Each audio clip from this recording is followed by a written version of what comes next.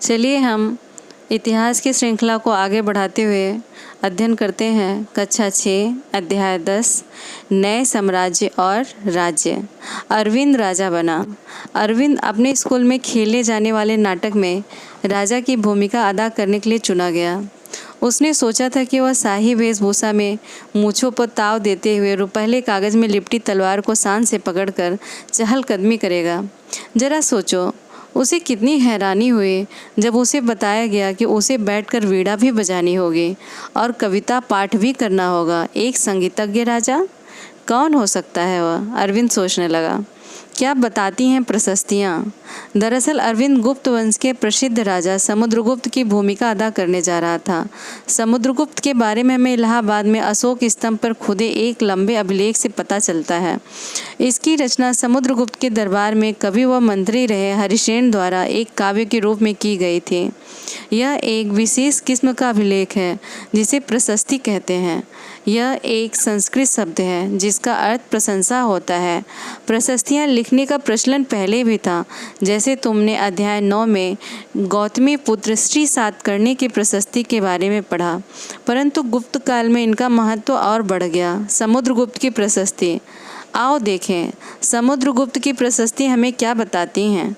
कवि ने इसमें राजा की एक योद्धा, युद्धों को जीतने वाला राजा, विद्वान तथा एक उत्कृष्ट कवि के रूप में भरपूर प्रशंसा की है। यहाँ तक कि उसे ईश्वर के बराबर बताया गया है। प्रशस्ति में लंबे लंबे वाक्य दिए गए हैं। यहाँ वैसे ही एक वाक्य का अंश दिया गया है। योद्धा समुद्रगुप्त, जिनका शरीर युद्ध मैदान में कुठारों, कुल्हाड़ियों, तीरों, भालों, बरछों, तलवारों, लोहे की गदाओं, नुकीले तीरों और अन्य सैकड़ों हथियारों से लगे घावों के दाग से भरे होने के कारण अत्यंत सुंदर दिखता है। यह वर्णन तुम्हें उस राजा के बारे में क्या बताता है? राजा किस प्रकार युद्ध लड़ते थे? वीणा बजाने वाला राजा। समुद्रगुप्त के कुछ अन्य गुणों को सिक्कों पर दिखाया गया है, जैसे इस सिक्के में उन्हें वीणा बजाते हुए दिखाया गया है। अगर तुम मानचित्र 7 पृष्ठ 105 को गौर से देखो तो पाओगे कि एक क्षेत्र को हरे रंग से रंगा गया है। तुम्हें पूर्वी समुद्र तट के साथ साथ एक क्रम में लाल बिंदु दिखेंगे। उसी तरह कुछ क्षेत्र बैगनी और नीले रंग के भी मिलेंगे। यह मानचित्र इस प्रशस्ति में प्राप्त जानकारियों के आधार पर बनाया गया है। हरिसेन 4 विभिन्न प्रकार के राजाओं और उनके प्रति समुद्रगुप्त की नीतियों का वर्णन करते हैं। मानचित्र में हरे रंग का क्षेत्र आर्यावर्त के उन 9 शासकों का है जिन्हें समुद्रगुप्त ने हराकर उनके राज्यों को अपने साम्राज्य में मिला लिया। इसके बाद दक्षिणापथ के 12 शासक आते हैं। इनमें से कुछ की राजधानियों को दिखाने के लिए मानचित्र पर लाल बिंदु दिखाए गए हैं। इन सब ने हार जाने पर समुद्रगुप्त के सामने समर्पण किया था। समुद्रगुप्त ने उन्हें फिर से शासन करने की अनुमति दे दी। तीसरा, पड़ोसी देशों का आंतरिक घेरा बैगनी रंग से रंगा गया है। इसमें असम, तटीय बंगाल, नेपाल और उत्तर पश्चिम के कई गढ़ या संघ अध्याय 5 याद करो आते थे। ये समुद्रगुप्त के लिए उपहार लाते थे, उनकी आज्ञाओं का पालन करते थे तथा उनके बारे में दरबार में उपस्थित हुआ करते थे। चौथा, बाह्य इलाके के शासक जिन्हें नीले रंग से रंगा गया है संभवतः कुषाण तथा शक वंश के थे। इसमें श्रीलंका के शासक भी थे। इन्होंने समुद्रगुप्त की अधीनता स्वीकार की और अपने पुत्रियों का विवाह उससे किया। मानचित्र में प्रयाग, इलाहाबाद का पुराना नाम, उज्जैन तथा पाटलिपुत्र पटना ढूंढो। ये गुप्त शासन के महत्वपूर्ण केंद्र थे। आर्यावर्त तथा दक्षिणापथ के राज्यों के साथ समुद्रगुप्त के व्यवहार में क्या अंतर था? क्या इस अंतर के पीछे तुम्हें कोई कारण दिखाई देता है? विक्रम संवत 58 ईसा पूर्व में प्रारंभ होने वाले विक्रम संवत को परंपरागत रूप से गुप्त राजा चंद्रगुप्त द्वितीय के नाम से जोड़ा जाता है और ऐसा कहा जाता है कि उन्होंने शकों पर विजय के प्रतीक के रूप में इस संवत की स्थापना की तथा विक्रमादित्य की उपाधि धारण की थी। स्वतंत्रता प्राप्ति के बाद भारत ने विक्रम संवत को भी अपने राष्ट्रीय कैलेंडर में ग्रेगोरियन कैलेंडर के साथ स्थान दिया है। वंशावलियाँ, अधिकांश प्रशस्तियाँ शासकों के पूर्वजों के बारे में भी बताती हैं। यह प्रशस्ति भी समुद्रगुप्त के प्रपितामह, पितामह यानी कि परदादा और दादा, पिता और माता के बारे में बताती हैं। उनकी माँ कुमार देवी लिच्छवीगढ़ की थीं और पिता चंद्रगुप्त गुप्त वंश के पहले शासक थे, जिन्होंने महाराजा धीराज जैसी बड़ी उपाधि धारण की। समुद्रगुप्त ने भी यह उपाधि धारण की। उनके दादा और परदादा का महाराजा के रूप में ही उल्लेख है। इससे यह आभास मिलता है कि धीरे धीरे इस वंश का महत्व बढ़ता गया। इन उपाधियों को महत्व के हिसाब से सजाओ। राजा, महाराजा धीराज, महाराजा। समुद्रगुप्त के बारे में हमें उनके बाद के शासकों जैसे उनके बेटे चंद्रगुप्त द्वितीय की वंशावली पूर्वजों की सूची से भी जानकारी मिलती है। उनके बारे में अभिलेखों तथा सिक्कों से पता चलता है। उन्होंने पश्चिम भारत में सैन्य अभियान में अंतिम शक शासक को परास्त किया। बाद में ऐसा विश्वास किया जाने लगा कि उनका दरबार विद्वानों से भरा था।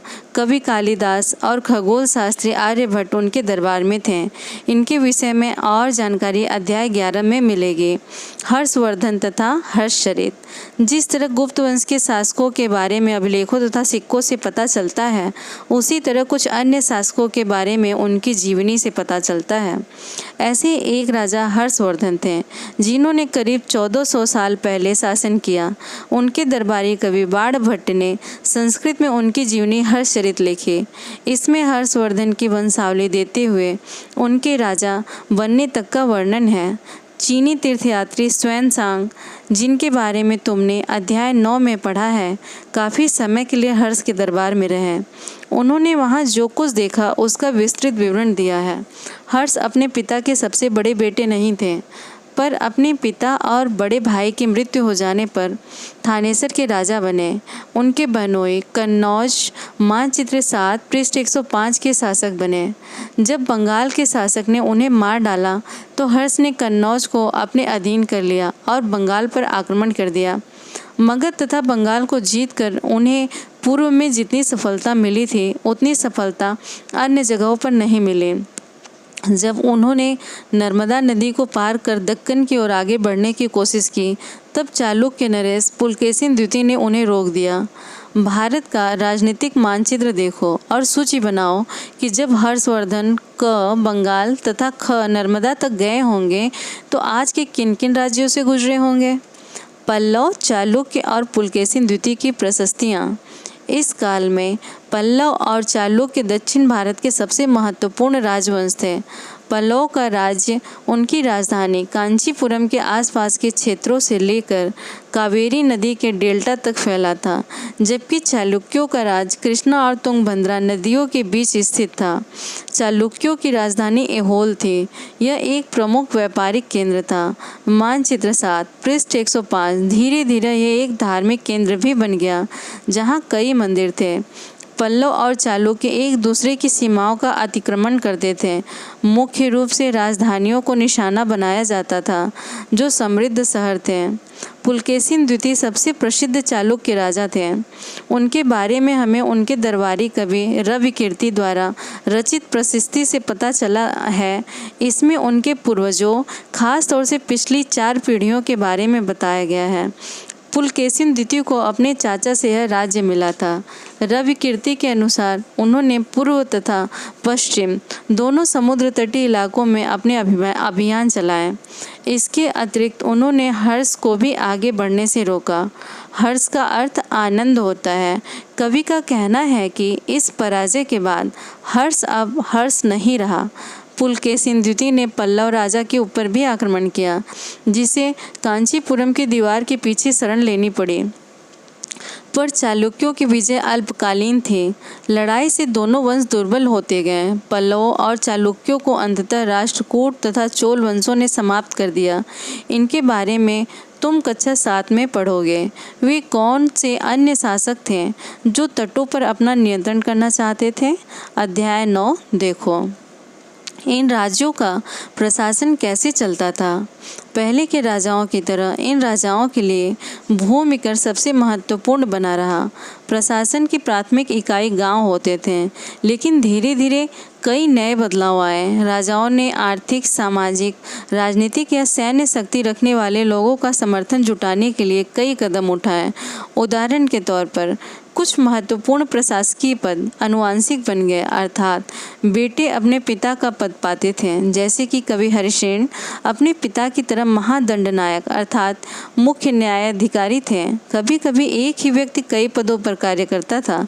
जैसे कि हरिसेन एक महादंडनायक होने के साथ साथ कुमारामात्य अर्थात एक महत्वपूर्ण मंत्री तथा एक संघ विग्रही अर्थात युद्ध और शांति के विषयों का भी मंत्री था।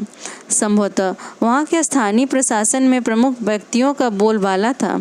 इनमें नगर श्रेष्ठ यानी मुख्य बैंकर या शहर का व्यापारी, सार्थवाह यानी व्यापारियों के काफिले का नेता, प्रथम कुलिक अर्थात मुख्य शिल्पकार तथा कायस्थों यानी लिपिकों के प्रधान जैसे लोग होते थे।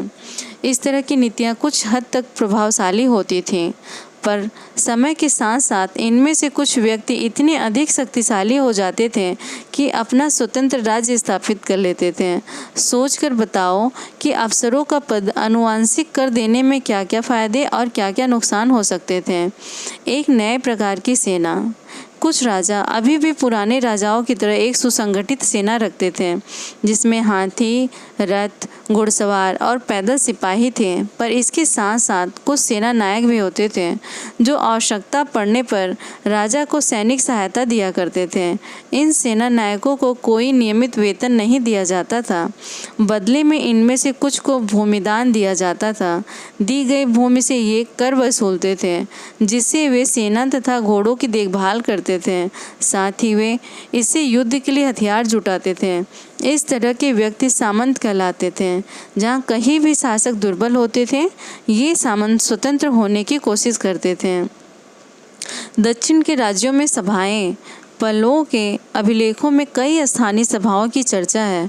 इनमें से एक था ब्राह्मण भूस्वामियों का संगठन, जिसे सभा कहते थे। ये सभाएं उप समितियों के जरिए सिंचाई, खेतीबाड़ी से जुड़े विभिन्न काम, सड़क निर्माण, स्थानीय मंदिरों की देखरेख आदि का काम करती थी। जिन इलाकों के भूस्वामियों ब्राह्मण नहीं थे, वहाँ पर उर नामक ग्राम सभा के होने की बात कही गई। नगरम व्यापारियों के एक संगठन का नाम था। संभवतः इन सभाओं पर धनी तथा शक्तिशाली भूस्वामियों और व्यापारियों का नियंत्रण था। इनमें से बहुत सी स्थानीय सभाएं शताब्दियों तक काम करती रहीं। उस जमाने में आम लोग, जनसाधारण के जीवन की बहुत थोड़ी सी झलक हमें नाटकों तथा कुछ स्रोतों से मिली हैं। चलो इसके कुछ उदाहरण देखते हैं। कालिदास अपने नाटकों में राज दरबार के जीवन के चित्रण के लिए प्रसिद्ध हैं।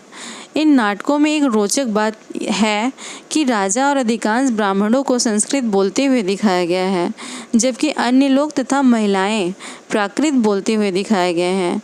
उनका सबसे प्रसिद्ध नाटक अभिज्ञान शाकुंतलम दुष्यंत नामक एक राजा और शकुंतला नाम की एक युवती की प्रेम कहानी है। इस नाटक में एक गरीब मछुआरे के साथ राज कर्मचारियों के व्यवहार की बात कही गई है। एक मछुआरे को एक कीमती अंगूठी मिली। यह अंगूठी राजा ने शकुंतला को भेंट की थी, पर दुर्घटनावश उसे एक मछली निगल गई। जब मछुआरा इस अंगूठी को लेकर राजमहल पहुंचा, तो द्वारपाल ने उस पर चोरी का आरोप लगाया और मुख्य पुलिस अधिकारी भी बहुत बुरी तरह से पेश आया। राजा उस अंगूठी को देखकर बहुत खुश हुए और उन्होंने मछुआरे को इनाम दिया। पुलिस वाला और द्वारपाल मछुआरे से इनाम का कुछ हिस्सा हड़पने के लिए उसके साथ शराब खाने चल पड़े। आज अगर किसी गरीब आदमी को कुछ मिलता है और वह पुलिस में खबर करता है, तो क्या उसके साथ भी इसी तरह का बर्ताव किया जाएगा? एक प्रसिद्ध व्यक्ति का नाम बताओ जिसने प्राकृत में उपदेश दिए, और एक राजा का नाम बताओ जिसने प्राकृत में अपने अभिलेख लिखवाए। चीनी यात्री फासियन का ध्यान उन लोगों की दुर्गत पर भी गया जिन्हें ऊंचे और शक्तिशाली लोग अछूत मानते थे। इन्हें शहरों के बाहर रहना पड़ता था। वे लिखते हैं, अगर इन लोगों को शहर या बाजार के भीतर आना होता था तो सभी को आगाह करने के लिए ये लकड़ी के एक टुकड़े पर चोट करते रहते थे। यह आवाज़ सुनकर लोग सतर्क होकर अपने को छू जाने से या किसी भी प्रकार के संपर्क से बचाते थे। एक जगह बाणभट्ट द्वारा अभियान पर निकली राजा की सेना का बड़ा सजीव चित्रण किया गया है। राजा की सेना। राजा बड़ी मात्रा में साजो सामान लेकर यात्रा करते थे। इनमें हथियारों के अतिरिक्त रोज़मर्रा के उपयोग में आने वाली चीज़ें जैसे बर्तन, असबाब, कोष्टक में जिसमें सोने के पायदान भी शामिल थे, खाने पीने का सामान, कोष्टक में बकरी, हिरन, खरगोश, सब्जियां, मसाले आदि विभिन्न प्रकार की चीज़ें शामिल होती थीं। ये सारी चीज़ें ठेले गाड़ियों पर या ऊँटों तथा हाथियों पर जैसे सामान ढोने वाले जानवरों की पीठ पर लाद कर ले जाई जाती थी। इस विशाल सेना के साथ साथ संगीतकार, नगाड़े, बिगुल तथा तुरही बजाते हुए चलते रहते थे। रास्ता में पड़ने वाले गांवों को उनका सत्कार करना पड़ता था। वे दही, गुड़ तथा फूलों का उपहार लाते थे तथा जानवरों को चारा भी देते थे। वे राजा से भी मिलना चाहते थे ताकि अपनी शिकायत या कोई अनुरोध उनके सामने रख सकें, पर ये सेनाएं अपने पीछे विनाश और विध्वंस की निशानी छोड़ जाती थीं। अक्सर गांव वालों को झोपड़ियां हाथी कुचल डालते थे और व्यापारियों के काफिलों में जुटे बैल इस हलचल भरे माहौल से डरकर भाग खड़े होते थे। बाणभट्ट लिखते हैं, पूरी दुनिया धूल के गर्त में डूब जाती थी। सेना के साथ ले जाई जाने वाली चीज़ों की सूची बनाओ। ग्रामवासी राजा के लिए क्या क्या लेकर आते थे? अन्यत्र मानचित्र 6 कोष्टक में पृष्ठ 76-77 में अरब ढूंढो। मरुभूमि होते हुए भी सदियों से अरब यातायात का एक बड़ा केंद्र था। दरअसल अरब व्यापारी तथा नाविकों ने भारत और यूरोप देखो पृष्ठ 92 के बीच समुद्री व्यापार बढ़ाने में एक महत्वपूर्ण भूमिका निभाए। अरब में रहने वाले अन्य लोगों में बेदुइन थे जो घुमक्कड़ कबीले होते थे। ये मुख्य रूप से ऊँटों पर आश्रित होते थे क्योंकि यह एक ऐसा मजबूत जानवर है जो मरुभूमि में भी स्वस्थ रह सकता है। लगभग 1400 साल पहले पैगंबर मोहम्मद ने अरब में इस्लाम नामक एक नए धर्म की शुरुआत की। ईसाई धर्म की तरह इस्लाम ने भी अल्लाह को सर्वोपरि माना है। उनके बाद सभी को समान माना गया है। यहाँ इस्लाम धर्म के पवित्र ग्रंथ कुरान का एक अंश दिया गया है।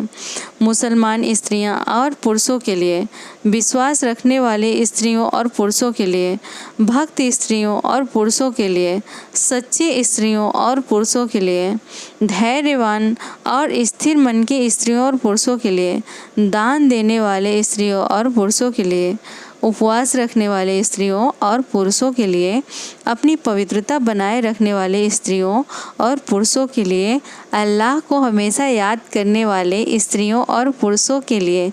अल्लाह ने इन सब के लिए ही क्षमा और पुरस्कार रखा है। अगले 100 सालों के दौरान इस्लाम उत्तरी अफ्रीका, स्पेन, ईरान और भारत में फैल गया। अरब नाविक जो इस उपमहाद्वीप की तटीय बस्तियों से पहले ही परिचित थे, अब अपने साथ इस नए धर्म को भी ले आए।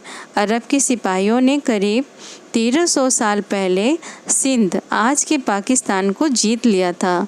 मानचित्र 6 में उन रास्तों को ढूंढो जिनसे नाविक तथा सिपाही उस उपमहाद्वीप में आए होंगे। कल्पना करो, हर्षवर्धन की सेना अगले हफ्ते तुम्हारे गांव में आने वाली है। तुम्हारे माता पिता इसके लिए तैयारी कर रहे हैं। वर्णन करो कि वे क्या क्या बोल रहे हैं और क्या कर रहे हैं। धन्यवाद।